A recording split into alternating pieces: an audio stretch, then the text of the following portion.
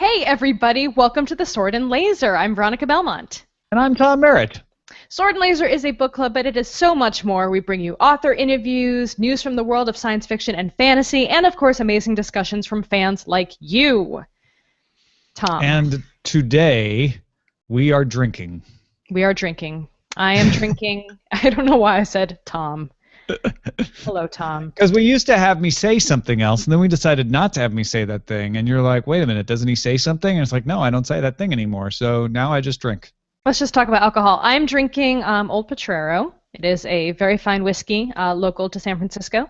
I tell you, folks, she rare. likes that so much. That whiskey, she is going to be drinking it for weeks. Yes, literally, in the next video you see me in, I will still be drinking this whiskey a week from now. Me, I'm going to be sucking on this longboard lager for a long time. See, this glass of whiskey would probably be okay if I just left it here for a week. Your beer, not so much. No, not so much. That's even if I put it in the fridge, it would just be flat and gross. All So right. if you see me drinking a longboard lager in a week, talking to Gary Whitta, entirely unrelated to this bottle of longboard lager, totally different bottle. Totally. Not the same bottle at all. Totally not lying the to you same. right Not a skunked out beer by that point. No. It's a No, different, it's not. completely different beer. Okay. All right, well, let's jump right into the quick burns. Yeah, so the internet is alive, afire with this Wheel of Time pilot called Winter Dragon that just appeared. People on Goodreads for the Sword and Laser group were like, "Did you guys see this Wheel of Time thing is on FXX tonight? I'm going to tape it." Turns out it's a very sordid and complicated story. Essentially, a publishing company, a movie publishing company, claim at this point, claim they have the rights to make a movie out of either one. And so they were going to lose those rights if they didn't create a series by a certain date in February. That's typical stuff. You get the rights, you option the rights, and then the rights expire after a certain time if you don't exercise them. And movie studios do this all the time. Well, this company, Red Eagle Entertainment, decided to exercise that clause by just throwing together an episode, which has two people in it, of the prologue, very loosely based on the prologue, of the first book of Wheel of Time, and then paid FXX for one of their paid programming slots in the middle of the night, so that they could technically say, no, we did produce a show out of Wheel of Time. I would call it the shit or get off the pot clause. Basically, yeah. I think that's one of the legal definitions for that particular piece of law. It is in the Latin, excretio abortio. Oh God, that's awful. And yeah, so they just had to throw something together, and of course, did not go over well with the estate of Robert Jordan, unfortunately. No, in fact, Harriet McDougal, who is the widow of Robert Jordan, aka James Rigney, said, I have had nothing to do with this. I don't know what they're talking about. I know that Bandersnatch, which is the LLC that operates Jordan's estate, had a deal with Universal. And we were like, oh, yeah, Universal. We all know Universal. They make movies and TV shows, etc.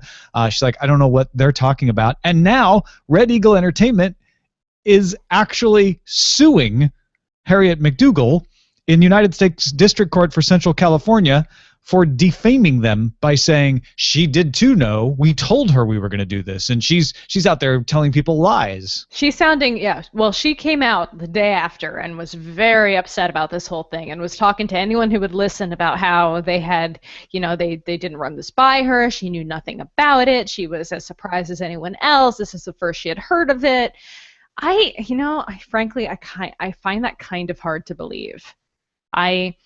I don't know why I'm erring on the side of the production company and not the widow of Robert Jordan, but for some reason it just feels like I know how these things go, and I just find it very hard to believe that she had no idea this thing was happening.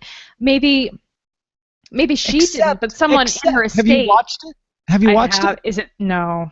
No, it is in a place, in a room. It's all in one scene, essentially. It's all in one location. It might even be a virtual set. I can't quite tell. And it's got two actors. Like, this thing was shot in a day. Well, because they had to, they had to just put literally anything up. Could they have just put a cover of Robert They're Jordan's book like, on who's screen for available? an hour? Billy Oh, Zane and Max Ryan? Great. Meet us in this hotel lobby. We're going to shoot an episode of Wheel of Time. Like, I kind of on the opposite end. I tend to believe Harriet McDougal, and I bet Red Eagle, like, sent her an email that she doesn't even know she got. It probably went straight to spam, and they're going to go, look, we told her. We told her we were doing this. well, She then probably they doesn't even know who told they her. are. Well, maybe. She knows. She must know who they are. I mean, and here's where it gets tricky. She claims that the deal is with Universal, and that Universal may or may not have contracted a separate deal with Red Eagle to do development, but that's not her concern. Her deal is with Universal, and Universal didn't tell her but that anything. doesn't matter. If Red Eagle is contracted by Universal, then they have the rights to do whatever they want with it. If Universal gives them their blessing, I mean, that doesn't really. I mean, what has Universal said about this whole thing? It is very telling that Universal hasn't said a thing about it. Hasn't said jack poop. Yeah. Okay. Well, this is an ongoing story. We will let you know about the further developments as they happen. I'll be honest. I'm a little suspicious of a company that instead of going and talking to Harriet McDougal and saying, "Hey, settle down. We're making, we're a legitimate company and we're going to make this television series. We've been talking to you about this. If they have a relationship with her, rather than suing her." But it like is somebody kind who claims that she's never been heard of these people, and then they just sue her for saying that. Can you imagine what it must sound like for their reputation if they're a production company and they had to put this thing out so they could retain the rights, and now they have like a well-known figure in the literary community being like, I didn't know a thing about this. This is crazy, and every newspaper and blog is writing about it and talking about it. You'd be pretty upset. I mean, that's already out there, and now their name is being dragged through the mud online, and that's going to stick up there forever that they just, like, ripped off someone. So from a content creator perspective... But what if they did? Well, if they did, then hopefully a jury will find them, throw out their complaint, throw out their case. I don't know. I mean, I really don't know, but... I'm just saying, this strikes me as something that is sort of just odd. Red Eagle Entertainment doesn't have a long resume of making, pilots and stuff. If that were the case, then I would feel like very much like you. Mm-hmm. But you can't really tell who these people are. They don't have much to their resume. Maybe that, I'm not going to judge somebody just because they're starting out or they haven't done anything, but they've had this deal since 2008. That's a long time. Yeah. That's a long time. And then I'm looking at this. Adam Whitehead says that Red Eagle commissioned Obsidian Entertainment to work on a single-player RPG that they then failed to produce any money to fund the game. Okay. I don't know. There's just something... I'm not saying you're wrong. I'm not saying you're wrong. There's something... I smell snapper. I just like that her company is called Bandersnatch LLC. That makes me want to say Bandersnatch Cootie Hooch, which is my nickname for Benedict Cumberbatch. The Bandersnatch Group. All right, let's move on to an equally difficult estate and author, and I don't know where I'm going with this exactly. Let's do some George R. R. Martin stories. How about it? Yeah, there's tons of George R. R. Martin related news. First of all, he got up at the Writers Guild West Awards on Valentine's Day and said the following: people are going to die who don't die in the books. And by the way, he's talking about the television show. He wasn't. And then he laughed maniacally. Yeah, the audience at the Valentine's Day. No, he said people are going to die who don't die in the books. So even the book readers will be unhappy. So everybody better be on their toes. David and DB, obviously talking about David Benioff and David Weiss, are even bloodier than I am.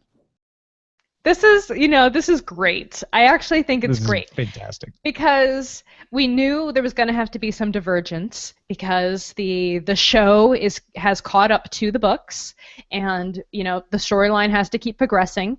And I think it's really fun as a book reader to now not know what the F is going to happen on this show. It's exciting. I feel almost like it's a whole new show to me now because I can't be the person in the room saying, oh, well, here's the red wedding. I know what's going to happen here, buddy-o.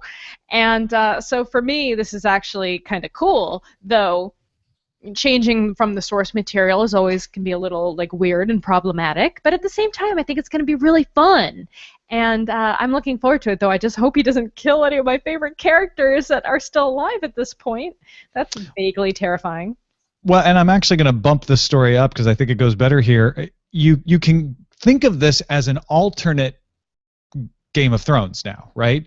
Like you're going to get the TV version, but that doesn't mean that the same things are going to happen in the book. So if stuff starts to happen that hasn't happened in the book, it's not necessarily a spoiler because what George R. R. Martin's saying is these are diverging now. Okay, so that's its own universe. Well, and Sean pointed out that Martin's original outline for the series of books has come out on winteriscoming.net, and it is different than what he ended up actually writing. So there's all kinds of alternate universes. Though, if we look at this in the framework of The Walking Dead, for example, something that has gone a different timeline than its original source material, people who die in The Walking Dead, the comic book, have not died famously on the show, for example. And vice versa.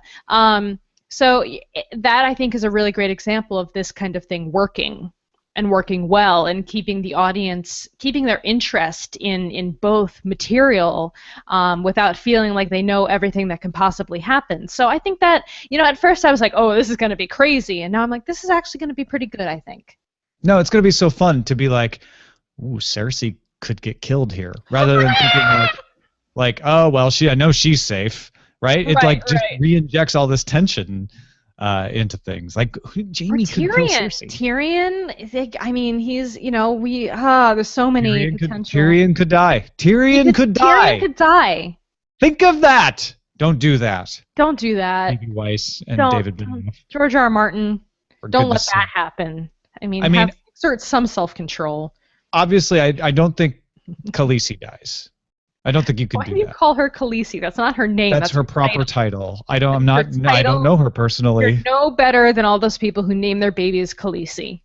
They're awesome. I love those people. They're kind of cool, but they're also wrong and weird because. Oh, should I not call Jon Snow because he's a bastard? No, that's his name. That's not his title. I'm showing some respect. It'd be like naming your child Prince. Which did not happen. Which has never happened in the history of time. No, it's never happened. Just to round out our George R. R. Martin news, Mila Jovovich is going to star in an adaptation of the Lost Lands stories, which I sadly have never read. Maybe I should read them now. And thank you, Andrew P., for that. And Terp Kristen said, obviously everybody is upset that the next book in the Song of Ice and Fire series is not coming until is not coming in this year, 2015. However, there is some good news as George R. R. Martin announced that his Dunk and Egg stories are finally coming to a standalone collection on October 6th. The edition will be very exciting. The edition will be illustrated on virtually every page by Gary Gianni. The announcement can be read at his live journal, which he adorably still keeps alive. I know, it's the best. I feel like reading his live journal makes me feel like a 17-year-old again. Back when we poured all our feelings into LiveJournal and everything was encapsulated in a tiny little "How are you feeling" thing at the bottom, where you made a little emoji that was like, the mood still. I'm a teenager. In the post about Dunk and Egg's collection, he wrote, "Current mood, impressed." See, there you go. I just at Borderlands this past week I bought Rogues. So I'm really excited to read that collection of various short stories, including Joe Abercrombie's in there, Naomi Novik's in there, George R. R. Martin, Patrick Rothfuss, lots of great authors. So I'm stoked on that one. But speaking of authors who I really love, David says they've announced the first in Jim Butcher's new Cinder Spires series, The Aeronaut's Windlass, which is going to be out in September. I have not yet started reading this series. This was his more like steampunky series, right? Yeah, it's his. It's his new. It's the first, so you couldn't have written it or read it. Oh, for some reason I thought the first one was already out. I'm confused. I think I must be thinking of hearing that news about it happening, and making in my brain. I'm like, oh, there's another first book I've already missed. You're just so used to getting all your fancy beta reads from your famous writer friends. I'm beta reading 2 books right now and blurbing them, and it's difficult. Mm-hmm. Mm-hmm. Tough life, Belmont. Tough life. Yeah. You're like, oh wait, did Jim Butcher not send me the beta read of this? Well, according to Tor.com, the Cinder Spires is set in a fascinating new world where an ancient evil has awoken, plunging the world into a shroud of mist filled with monstrous and fantastic creatures. The fate of humanity will rest on the loyalty and courage of a single airship's crew. New York Times bestselling author David Weber said, "This is Jim Butcher at his best. It's steampunk meets magic with a dose of sci-fi for seasoning." Oh, look who else has been blurbing for Jim Butcher. David Weber. That's kind of awesome. That is kind of awesome. Yeah, so check it out September 29th, 2015, when that one comes out. Oh, that's a long way away. It is a while. It is a while. You'll forget again by then. I'd be like, oh, I haven't read the first 2 books in that series yet. Darn. And then Kevin, by the way, you guys are killing it on the Quick Burns thread. There are more Quick Burns than we can fit in the show. So do yourself a favor and go to the Quick Burns thread in our Goodreads group and read some of the other great stuff that people have submitted there. Kevin pointed out Tor.com has announced its first line of novellas will be published later this year from a new imprint. I think this is really fascinating. And Tor is always good at being on the edge of new trends. That they're saying, you know what? A lot of people are writing novellas out there, especially self-published authors. Let's take advantage of this. Let's get some talented people who are writing novellas and let's make a line for them. Let's make an imprint for them. That's very exciting. Yep. I love Tor. I love most of the stuff they do. So that is very good news. And they're going to be doing 3 to 4 books a month, also beginning in September 2015. Well, people from Tor, if you listen to the show, if you want to come on and talk about it or have any of your authors come on and talk about it, we are always open to that. Yeah, and well, I just, hold on. Go ahead. Because these are, I made it sound like they're all new authors. They're not all new authors. There's like Shannon McGuire in here. They're going to have stories from Paul Cornell, Mary Robinette Cole, some very familiar names, Michael R. Underwood. So, Scott Harrison. Yeah, good stuff. I'm excited about that. I like novellas because sometimes I don't have time to read a book that's 900 pages long. Sometimes you don't. Sometimes I don't either. All right, moving on for reals this time. Ben says, the Locus recommended reading list itself is a worthy quick burn. Each year it comes out in February, highlighting what Locus reviewers collectively regard as the best genre work to come out in a given year. It covers everything from YA to grimdark and from literary SF-null works to heavy action space opera. It's much longer than an award shortlist, and many people use the list to give them ideas about what great works they may have missed from the previous year. Nice stuff, this is a really cool list. If you're looking for some good things to read, and you can't remember what came out last year, it's essentially all of the important things that you need to know. And if there's a book on here that you think is amazing and it's not on here, I'm not trying to like insult that book, but this is a quality list. I mean, you're talking the Bone Clocks, David Mitchell, you're talking John Scalzi Lock-In. I would like to point out that Beth Cato and the Clockwork Dagger, which we did a giveaway for on the website, is on the first novels list. Oh, very nice. Fantastic for her. And they also break it down by young adult books, first novels, like The Clockwork Dagger, and collections and anthologies. Anthologies and collections are different things. I guess that makes sense because collections are all single author. The problem is that I just do not need more books to read. Thank you. There's novellas and novelettes. See, you go read the novelettes list. Even and shorter. Then you're fine. Fantastic. Or short stories if you've got no time at all. Well, thank you, everyone, for submitting quick burns for this week's episode. We always appreciate it. And if you want to contribute something of your own, head over to goodreads.com/swordandlaser and head over to the quick burn section of the forums. But let's jump into the Book of the Month discussion. We are wrapping up a little bit early because it's a short month, Annihilation by Jeff Vandermeer. Fortunately, it's somewhat of a short read, the first book at least, and many of you have finished it in like a day, as you tend to do. So, but if you haven't read it, now would be a good time to stop listening to the show. We're going to spoil the book. There are going to be some spoilers. Yeah. But let's jump right in with some first impressions, or final impressions, rather. Tom, what did you think of this book? 3 stars. That was a really long pause. 3 stars? I know. Yeah, and here's the thing. I thought the writing was beautiful.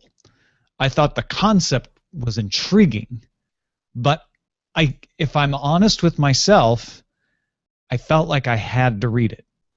Like whenever I went through, I was like, "Oh right, I should read this." Like it was not something I was inspired. Like, "Ooh, I have to find out what happens next." I think, and I would like to. I'm curious if other people agree with this. I think this book needs to be read, not listened to. I think this is an example of where you don't want to do the audiobook, because I just don't think having it read to me gave me the full appreciation of the prose. And this is a book about atmosphere and prose. And I don't know. I found myself drifting a lot more and just not following what I needed to be getting out of the book. And I'm not saying just because it doesn't have action, it's boring, because there's plenty of other books I've enjoyed that don't have a lot of action in them, and I still enjoy them. There's just something about this that didn't capture me, and I can't put my finger on it because I listen to the prose and I'm like, that's gorgeous writing. And I think about the character of the biologist, and I'm like, that's such a complex and interesting character. I almost feel like there's something wrong with me for not liking it more. Well, I definitely think that perhaps your thinking is in line with many of our members. I got the sense that was. What did you think? I liked it, and I actually think that I liked it better having listened to the audiobook. Okay, well that's it. Okay, so that's good to know. That's a big point where we diverge on this, I think, because for me, you know, I heard someone say or write in the very beginning of this discussion that the audiobook was kind of boring to listen to, that it wasn't very well voice acted. And no, see, I disagree with that. I think the voice acting was fine. That's not my issue. I had some technical issues with it of my own, but you know, as a voice actor. Oh right. Yes, no, I'm not that thing. As an amateur voice actor, I had some issues with it. Oh, and actually, Terp Carson just posted in the Q&A, many in the forum said that the audiobook didn't work for them. It also seems to be a bad audiobook narrator or something. I haven't tried it yet. I'm not sure I'm going to do so anytime soon. I don't think it's a bad audiobook. I mean, I also don't think Veronica's crazy for taking some issues maybe with some of the performance, but it's not a horrible audiobook. No, it's not. I've listened to bad audio, like not great audiobooks before, but this was okay. There were some technical issues, yes, with the performance. I don't know if it was an editing thing or a reading pace thing or what. It didn't really. So that came up in my listening from time to time, but I felt like the way she was reading it felt like reading a journal that was being written, and for me, that felt like kind of the voice I would be using in my head were I to have picked up her notebook and continued reading myself. If I found a pile of notebooks in a lighthouse, that's how I would be reading it in my head. And I actually found it very gripping and very tense. And I don't know if it needed a lot of acting to make that interesting to me, because I thought the content was so unusual and so tense in certain points and I already said unusual. It was very unusual. Like the things that were happening were hard to describe, and so I think my brain was working extra hard to visualize what she was seeing. And yeah. Do you do other things when you listen to your audiobooks? Nothing complicated. At the most, I'm walking or with the dog. Or maybe washing dishes, that kind of thing. Yeah, but that's kind of the same. I don't do anything that takes my mind, but I'll vacuum or run or something. I was like, maybe I just needed to have my entire concentration on the book. Here's the thing, though. I was enamored enough with Area X and its mysteries that I went ahead and I got the trilogy, which I was stupid because I should have just bought the trilogy for one credit, as I mentioned. As we talked about last time. Yeah. But I felt a little better about the second book, and I'm almost done with the third book, and I feel pretty good about the third book, but I'm still not captured. I'm still not captivated by it, and yet I keep reading it. How far did you get? How far are you now?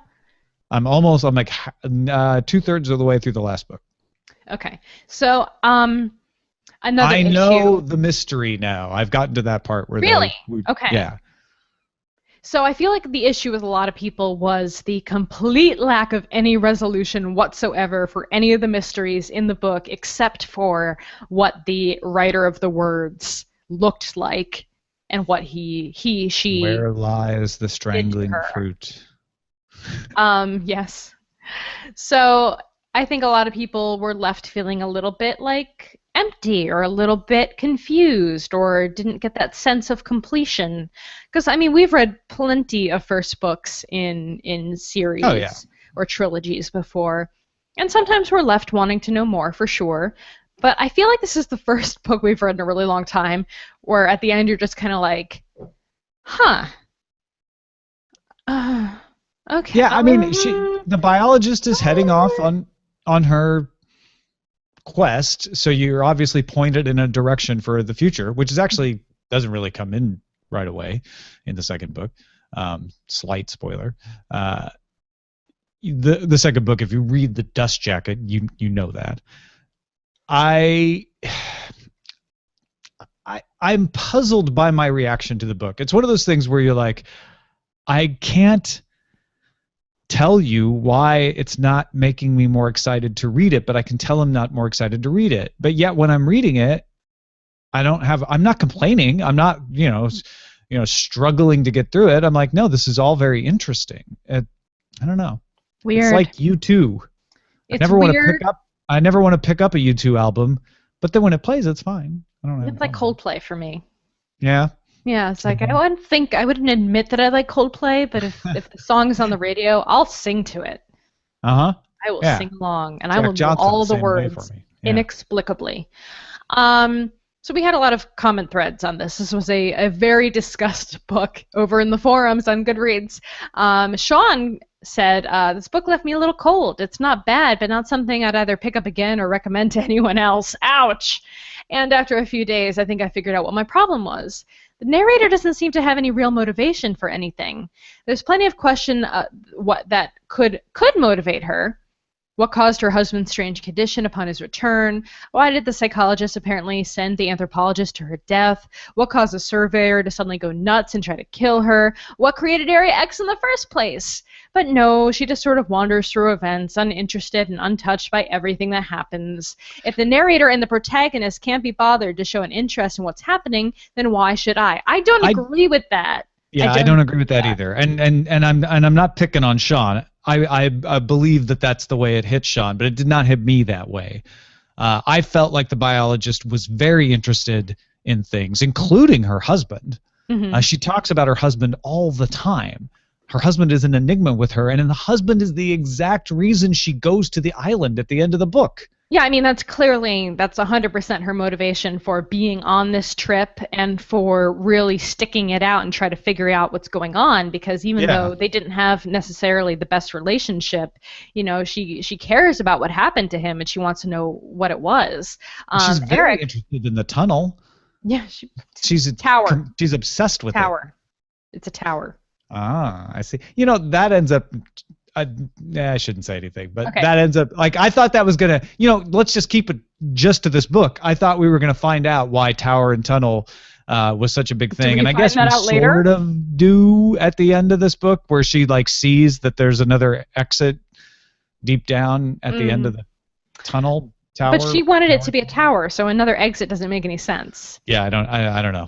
So Eric Redden on the Hangout says the biologist is an unreliable narrator anyway. You couldn't trust any answer she would give you, and of course, I mean that's absolutely true. And on top of that, she's been infected by the moss, the spores. So we don't know what is happening in her mind as we've progressed past that point. It could be... Or who she really is. She could be being manipulated right now. She may not even look human from the outside. We don't know. Totally. I mean, we already know her eyes are all red and weird, but... And as we find out, her husband both came back from Area X and went to the island. So how did that happen? And how does that relate to who the biologist is and who she thinks she is? So many questions. And Daniel's post, he started a thread called "This Book is Not Normal Narrative." I think shed some light on possibly my own opinion and also Sean's opinion. He said he went very far. He said, I feel like we should have a trigger warning on this month's pick. It's written in such a different style that I found it dangerous to my calm. It's something that few books can do, but this one takes an approach that makes it very dangerous for certain people. This book doesn't use the common narrative to tell a story in the normal way that people are used to. This is what I think would be called a chaos narrative, the personal description of someone who is progressing through their own mental illness, and we are left to witness something alien or worse yet not alien, and in fact all too familiar. It's the progression of someone through a mental illness that starts with them at a very young age and terminates only after they are themselves on the edge of, well, annihilation. Now, he has a lot more that he writes here, but I thought that was fascinating because once I read this post from Daniel, I could totally see what he's talking about, right? Her isolation, her wanting to be away from people and look at the tide pools and investigate systems could be seen as antisocial behavior, for sure. And then her sort of disinterest in her fellow teammates that go into Area X, exhibition mates, could also be seen that way. And I was like, wow. One of the things that I think Vandermeer is pulling off very well here is creating a canvas that reflects back to you what you're putting into it. Yeah, I mean, you could even take it so far as to say that she wasn't affected by the hypnotic suggestion, not because of the spores, but because her brain doesn't work that way. Yeah. Or I mean, we don't know exactly what the effect was there. This book is very interesting because it's not. People don't describe it to me as a fantasy book or a sci-fi book. It's more typically described to me as almost like a horror novel or just regular fiction. And I wonder why people have such a difficult time categorizing it. And I think it's because it goes so many different ways. I mean, it feels sci-fi in aspects. It feels fantastical in other areas. But then at other times, it feels like a horror tale or a psychological thriller. Well, it's funny. I had a glitch in my book where like a page of audio wasn't there. What? But it was just a weird, like probably when it was downloading, the file got corrupted a little bit or something. So a couple pages worth of audio were not there in the audiobook, and I happened to be near a Barnes and Noble, so I went into the Barnes and Noble to just find the book on the shelf and read those 2 pages, and I couldn't find it. It was like, well, maybe they just don't stock it. That's kind of weird. It was not in science fiction and fantasy. It was in literary fiction. Mm-hmm. And John posted, and then after that, I saw John's thread where he's like, I'm pretty much a genre fan, which I mean science fiction and fantasy and comics. I will read the occasional literary work and have enjoyed Dickens, Dumas, the Bronte sisters. But in general, literary works leave me cold. Annihilation is what? It's not traditional science fiction, certainly not fantasy, not really horror. I've recently seen a description of genre fiction being plot-based, whereas literary fiction is about characters and mood. So based on that, I'd call this piece a literary fiction. And then a few other people in the thread said, yeah, I went into my local bookstore and they put it in the literary fiction section as well. I think it's kind of one of those books that just, it's very difficult. And I wonder if this was a difficult sell for him because publishers like to have a very defined genre going into this kind of thing, especially with a big release because they need to know how to promote it. But this book seems to kind of defy all those conventions. Well, it is we talked about last time about how it is new weird. But that's not a very popular term for general audiences, mainstream audiences right now. There's no new weird section in my local bookstore yet. Not even in Borderlands. There's not a new weird section. Sassy Dave said it's weird, speculative, sci-fi, fantasy, horror, dystopian mystery. Okay, I buy it. Yeah. It's a mouthful, but I buy it. It's a mouthful. Won't fit on a placard for your section sign either. Well, I don't know. I haven't decided if I'm going to continue reading this book, this series, yet. I really want to know more about Area X, but I can't decide if this is a case where I just go on Wikipedia and read the plot, or if I actually read that's interesting. Series.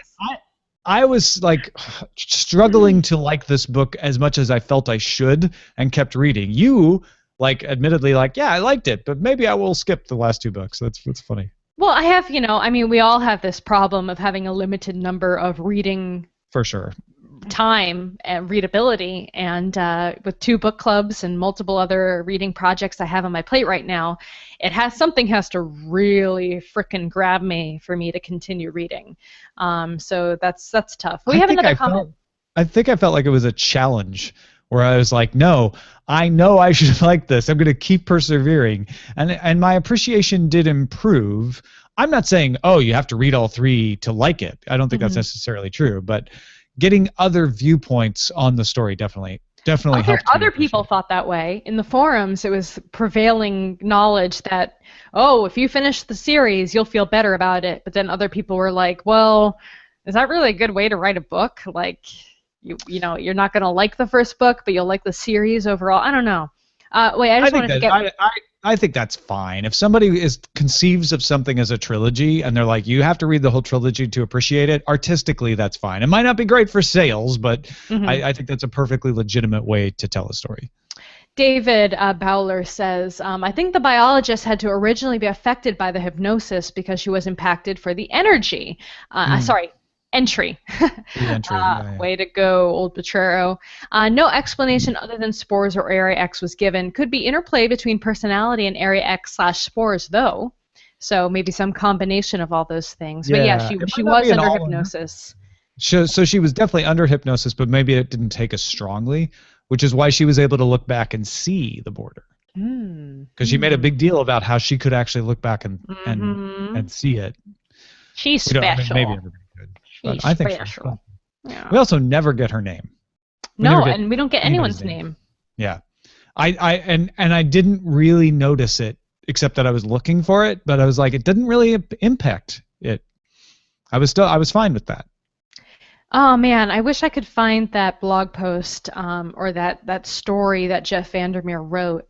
He did an essay in a magazine or a newspaper, and I can't remember what it was, but I read it, and it actually made me like the book better because it was kind of his story of how he came to it and the process of writing the sequels.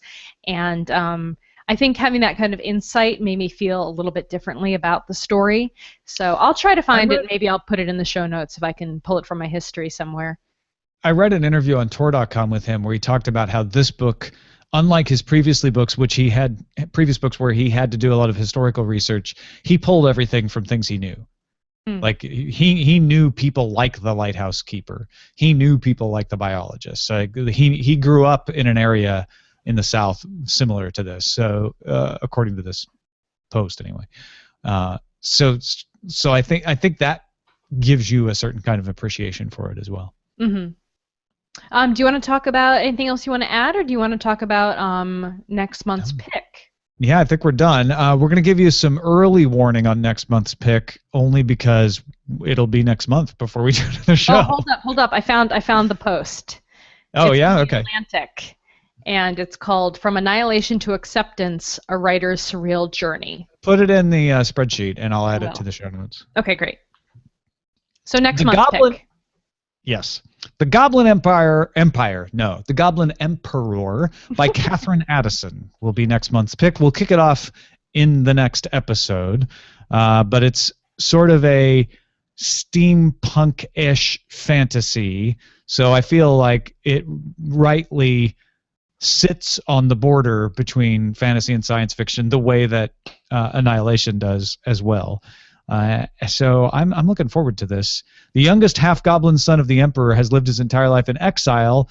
Then there's an accident, and he ends up becoming emperor, but he doesn't know anybody. Doesn't have any friends. Doesn't have any advisors. And it's a political, sort of court fiction, but it's in a steampunky world. So I don't know anything about this novel really. It was recommended in the thread to last week's episode, or the 2 weeks ago episode. So I'm looking forward to it. Yeah, something a little bit different. I know we were looking for something slightly more upbeat, perhaps. Do you feel like maybe we're going to go get there with this one, or is that not this book? I mean, this isn't... It's a change of tone in that it's not a depressing, like Annihilation is intense, right? Mm-hmm. And the Night Circus was intense. I don't know if this is intense. Maybe it is.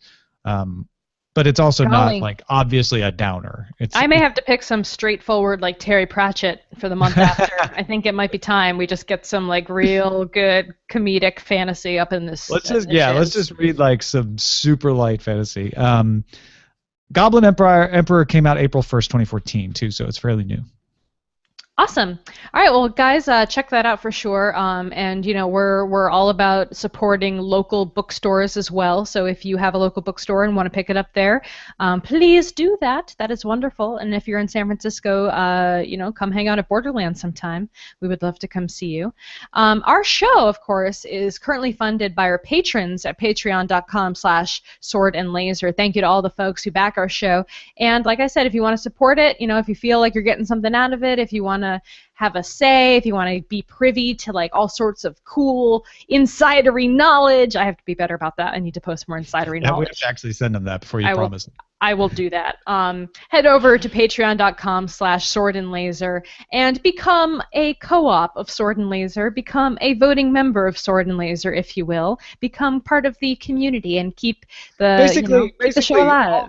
What we're saying is, if you get some value out of the show and you can afford to give us some value back, that's a way to do it. And that was a much more succinct way of putting that. Thank you, Tom. It helps us continue to do the show. If you're like, you know what, I cannot afford to do that, Tom. What else could I do? You could also support the show by buying books through our links. If you're like, I buy books, I do that. That's why I can't afford to go to the Patreon. Buy them through our links. You can find links to the books we talk about and some of our own favorites at swordandlaser.com/picks.